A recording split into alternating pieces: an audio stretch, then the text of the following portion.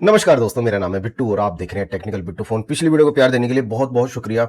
आज की वीडियो में स्पेशल दो बातें आपको बताने वाला हूं। आप मेरी फैमिली का हिस्सा दोस्तों। जो बहुत सारी कमेंट आप ऐसी करते हो कि मेरे फोन में हीटिंग इशू आ रहा है, आप ऑलरेडी जो फोन यूज करते हो उसमें हीटिंग इशू आ रहा है या फिर उसमें रिस्टार्ट की प्रॉब्लम बनने लगी है और डिलीवरी बॉय का कोई काम करते हैं स्पेशली, तो वीडियो को स्किप करना आपके लिए बहुत बड़ी गलती हो सकती है।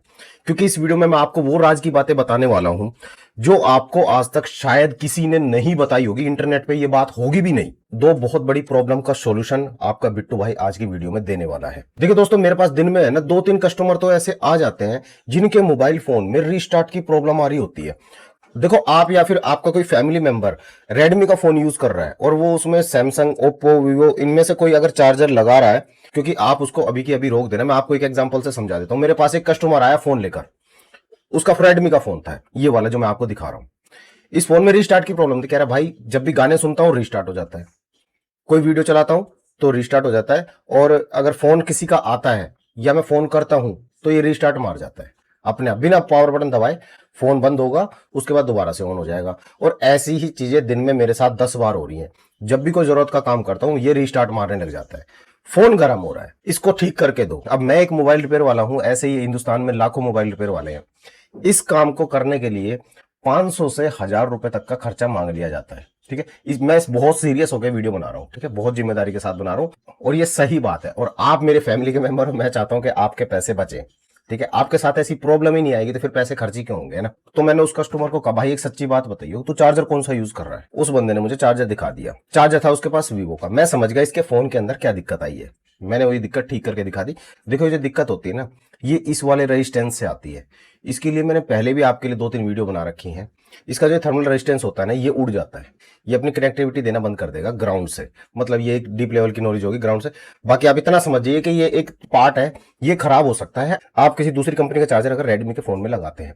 यही सेम प्रॉब्लम वीवो के साथ भी आती है। वीवो के फोन में आप अगर सैमसंग का चार्जर लगाएंगे या रेडमी का चार्जर लगाएंगे या मोटरोला का कोई टर्बो चार्जर लगा देंगे तो भी उसमें ये दिक्कत आ जाएगी। तो इसलिए कोशिश कीजिएगा जिस कंपनी का फोन आपका है उसी कंपनी का चार्जर आप उसमें यूज करें। आपने कोई नया फोन खरीद लिया, वीवो का खरीदा, आपने सोचा कि टाइप सी की केबल इसमें लगती है, मेरे पास पहले से जो घर पे चार्जर रखा हुआ वो भी टाइप सी का है, तो लग जाएगा, चार्ज तो हो जाएगा।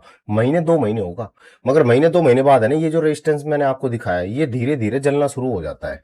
अचानक से एकदम से पटाखा नहीं बोलेगा, धीरे धीरे खराब हो। तो आप ऐसी गलती बिल्कुल मत करना, क्योंकि हर कंपनी का जो चार्जिंग मैकेनिज्म होता है ना वो अलग अलग होता है। रेडमी, Xiaomi, पोको, ये तीनों एक ही तो नाम है। ये एमआई टर्बो टेक्नोलॉजी का यूज करते हैं, यूएसबी पीडी टेक्नोलॉजी का यूज करते हैं, ओप्पो वाले वूक टेक्नोलॉजी का यूज करते हैं, वीवो वाले फ्लैश चार्जिंग टेक्नोलॉजी का यूज करते हैं। ठीक है, ये सब चार्जर सेम नहीं होते, वोल्टेज और करंट डिलीवरी इनकी अलग अलग होती है। ये अपने दिमाग में बिठा लेना। जब आप ओप्पो वीवो का चार्जर रेडमी में लगाते हो ना, तो प्रॉपर कम्युनिकेशन नहीं बन पाता, वोल्टेज अनस्टेबल हो जाती है, मदरबोर्ड कंफ्यूज हो जाता है कि इस बैटरी को कितनी वोल्ट देनी है। फिर वो बैटरी की जो वोल्टेज होती है ना, वो वोल्ट कभी ज्यादा बन के जाने लग जाती है, कभी कम बन के जाने लगती है, जिसकी वजह से ये जो बैटरी के अंदर लगा हुआ एक रेजिस्टेंस होता है ना, ये खराब हो जाता है।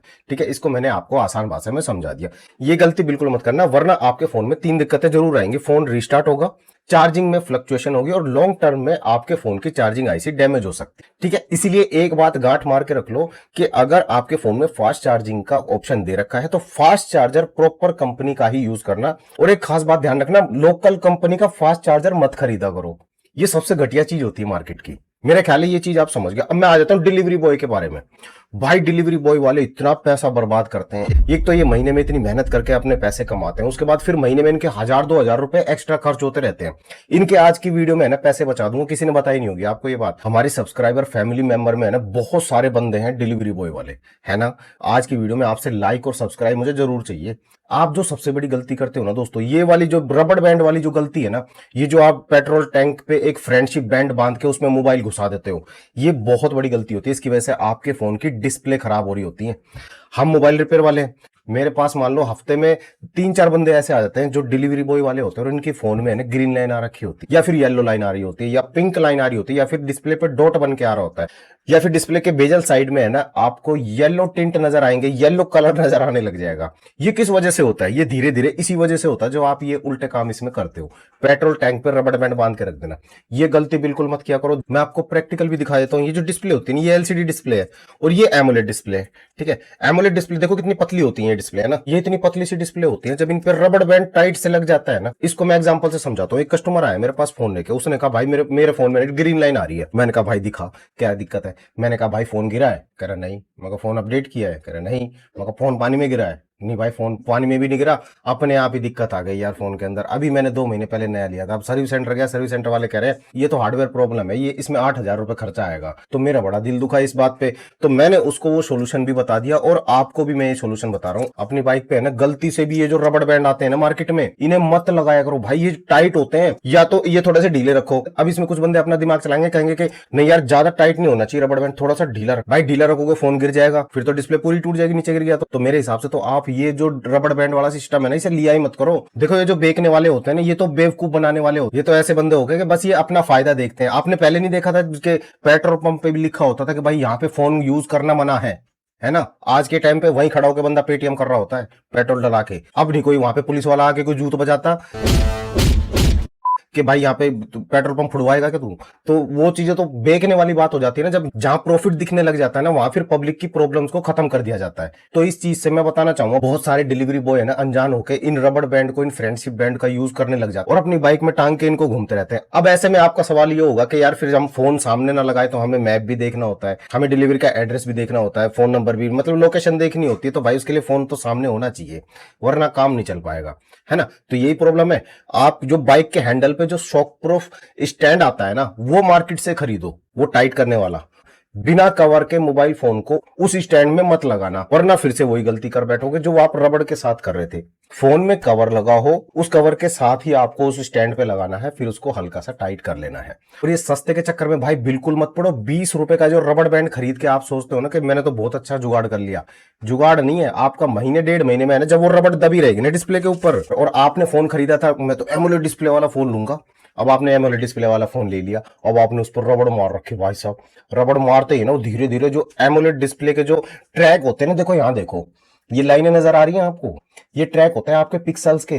जो भी ट्रैक दब गया ना साइड से, उस जगह के पिक्सल बंद हो जाएंगे और ग्रीन लाइन आ जाएगी डिस्प्ले के अंदर, ठीक है। या फिर येलो लाइन, या फिर पिंक लाइन आ जाएगी, या फिर ब्लू लाइन आ जाएगी, या व्हाइट लाइन आ जाएगी, या फिर व्हाइट डॉट आ जाएगा, या फिर ब्लैक डॉट आ जाएगा। कहीं ना कहीं आपको ये दिक्कत आ जाएगी, ये गलती बिल्कुल मत करना, ठीक है। और आपका फोन हीट भी बहुत ज्यादा होता है। जो पेट्रोल टैंक का ढक्कन होता है भाई वो गर्म बहुत होता है। मैंने कई बार देखा, मेरे पास कस्टमर आता है, वो फोन निकाल के जब देगा ना कि भाई देखना इसमें आवाज कम आ रही है या इसमें डिस्प्ले में कोई दिक्कत आ रही है, जब मैं हाथ में फोन पकड़ता हूँ इतना गर्म क्यों हो रहा है, फिर मैं उसकी टैंक पे हाथ रखता हूँ, भाई जल रहा होता है उसका टैंक। भाई ऐसी गलती ना करें। और एक प्रॉब्लम और आ जाती है फ्रेंडशिप बैंड लगाने से, आपके फोन का टच ऑटो टच काम करना शुरू कर देगा। कभी कहीं टच होगा, कभी कहीं टच होगा, फिर आप सोचोगे फोन में कोई दिक्कत है, कंपनी वालों ने फोन खराब बना दिया। नहीं, ऐसा नहीं है भाई, वो गलती हमारी थी, हमने ये रबड़ बैंड मान के रखे थे। तो ये गलती आप बिल्कुल मत करना। हम भी कभी जब नई डिस्प्ले लगाते हैं ना तो उसमें रबड़ बैंड मार के देते हैं, तो हम कस्टमर को प्रिस्क्रिप्शन भी देते हैं कि भाई 1 घंटे बाद इसको रबड़ को हटा दियो, या फिर हम अपने पास रखते हैं फोन को 1 घंटे बाद हटा के जब भी कस्टमर को सुपुर्द करते हैं। वरना हमें पता है कि अगर इसने सारा दिन लगी रहने दी ना ये रबड़, तो इसके फोन में ऑटो टच की दिक्कत आ जाएगी, और उसके बाद जब ये टेम्पर्ड लगवाएगा तो डिस्प्ले चटक भी सकती है। ये सीक्रेट की बात है ना दोस्तों, आपको कोई बताएगा नहीं। अगर इसे सिंपल भाषा में समझाऊं ना, तो रबड़ बैंड से है ना प्रेशर पड़ता है डिस्प्ले के ऊपर, डायरेक्ट फोन की डिस्प्ले पे वाइब्रेशन पड़ती है, जिसकी वजह से आपके फोन की डिस्प्ले खराब भी हो सकती है, ठीक है। हीट भी होती है और सनलाइट भी उस पर पड़ती है, जो कि डायरेक्ट ज्यादा देर तक नहीं पड़नी चाहिए फोन के ऊपर। और एक बार ग्रीन लाइन आ गई ना तो वो आसानी से जाएगी नहीं। ये जो हम बहुत सारी ड्रामेबाजी देखते हैं ना वीडियोस की, कि आग जलाई और वो लाइन चलेगी, आग जलाने से भाई डिस्प्ले पूरी खराब हो जाएगी। वो उसके ट्रैक प्रॉपर मशीन में लगा के ट्रैक बनाए जाते हैं डिस्प्ले का, और उसका खर्चा होता है 1000 रुपए से लेकर 3000 रुपए तक का, और उसकी भी वारंटी नहीं होती। 1 हफ्ते बाद दोबारा ग्रीन लाइन आ गई तो दुकानदार जिसने आपकी ग्रीन लाइन ठीक करी थी ना, आपको पहचानेगा भी नहीं, ठीक है। इन बातों को ध्यान में रखना। ये तो तब है जब आपके फोन में एमोलेड डिस्प्ले होगी, और जब एलसीडी डिस्प्ले आपके फोन में हुई, उसमें ग्रीन लाइन आई, तो फिर आपको डिस्प्ले चेंज करानी पड़ेगी, क्योंकि उसका पत्ता जितने में चेंज कराओगे उतने में तो दूसरी डिस्प्ले ही आ जाती है, ठीक है। तो इसका जो सिंपल सोल्यूशन होता है वो यही है, रबड़ बैंड का यूज मत करना, प्रॉपर बाइक मोबाइल होल्डर का यूज करो। शॉक प्रूफ होल्डर होना चाहिए, डायरेक्ट सनलाइट से बचाना चाहिए फोन को, इसका ये सोल्यूशन है। ठीक है, और अगर आपको ऐसे स्टैंड ढूंढने में दिक्कत हो रही है तो मैं आपके लिए स्टैंड ढूंढ के नीचे डिस्क्रिप्शन में उनके लिंक दे दूंगा, वहां से जाके आप परचेस कर सकते हैं। मैं चलता हूं अपनी दुकान पे मोबाइल ठीक करने, और मुझे कमेंट करके जरूर बताना आप में से कौन कौन भाई मोबाइल फोन के हैंडल पे फोन लगा के रखता है या फिर पेट्रोल टैंक पे फोन लगा के रखता है। और शेयर कर देना ये वीडियो उन भाइयों तक जो आपके रिश्तेदारों में, दोस्तों में जो डिलीवरी का काम करते हैं, हो सकता है उनके पैसे बच जाए आपके एक शेयर से। मैं मिलता हूँ आपसे अगली वीडियो में, तब तक ख्याल रखिए अपना और अपने प्यारे से मोबाइल फोन का। जय हिंद, जय भारत।